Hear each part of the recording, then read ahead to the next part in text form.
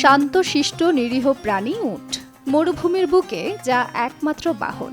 ক্লান্তিহীন হয়ে সারাদিন হেঁটে এই প্রাণী নির্দিষ্ট গন্তব্যে পৌঁছে দেয় কত শত মানুষকে। তাই তো উটকে বলা হয় মরুভূমির জাহাজ।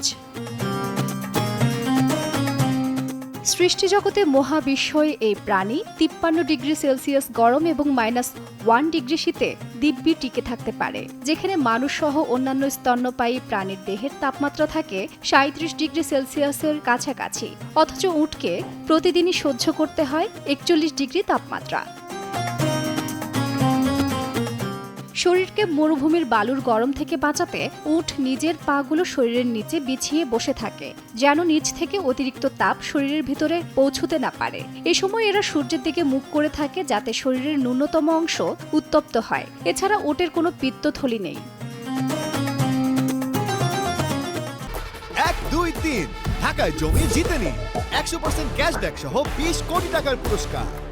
দীর্ঘদিন ধরে পানি পান না করে কাটিয়ে দিতে পারে এই প্রাণী। খাবারের ব্যাপারেও অনেকটা ভিন্ন অন্য সব প্রাণী থেকে। মরুভূমির কাটা ঘাস, উদ্ভিদ ও কাটাসহ ক্যাকটাস খেতে পছন্দ করে উট। এরা শরীরে পানি জমিয়ে রাখতে পারে, এজন্য পানি পান না করেই কাটিয়ে দিতে পারে দিনের পর দিন। তবে একসাথে প্রায় 250 লিটার পানি পান করে ফেলতে পারে উট, যা যে কোনো প্রাণীর চেয়ে অনেক বেশি।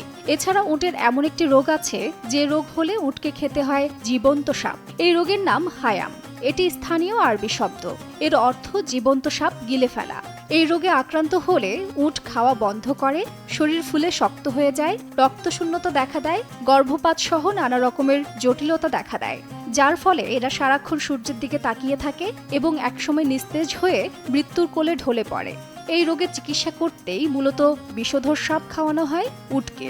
তবে বিচিত্র এই রোগের ব্যাখ্যা আজও দিতে পারেননি বিশেষজ্ঞরা। উটের চোখে পানিকে বলা হয় তিরোয়াক। প্রচলিত আছে মূল্যবান এই প্রাণী বিভিন্ন ধরনের চিকিৎসার কাজে লাগে। বিশেষ করে বিষাক্ত সাপ বা কোনো বিষধর পোকামাকড়ের কামড়ের উপশম হিসেবে কাজ করে এই দুর্লভ পানি।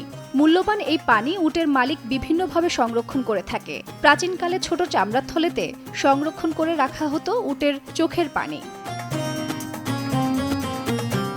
উটের পশম দিয়ে তৈরি করা হয় এক ধরনের জুতা, আর চামড়া দিয়ে তৈরি হয় বিভিন্ন দামি ব্র্যান্ডের পোশাক, যা বিক্রি হয় বেশ চড়া দামে। এছাড়া উটের যকৃত থেকে এক ধরনের সুরমা তৈরি হয়, যা মানুষের চোখের বিভিন্ন রোগ নিরাময়ের জন্য অত্যন্ত উপকারী। তাজরিন রিকা, সময় সংবাদ, ঢাকা।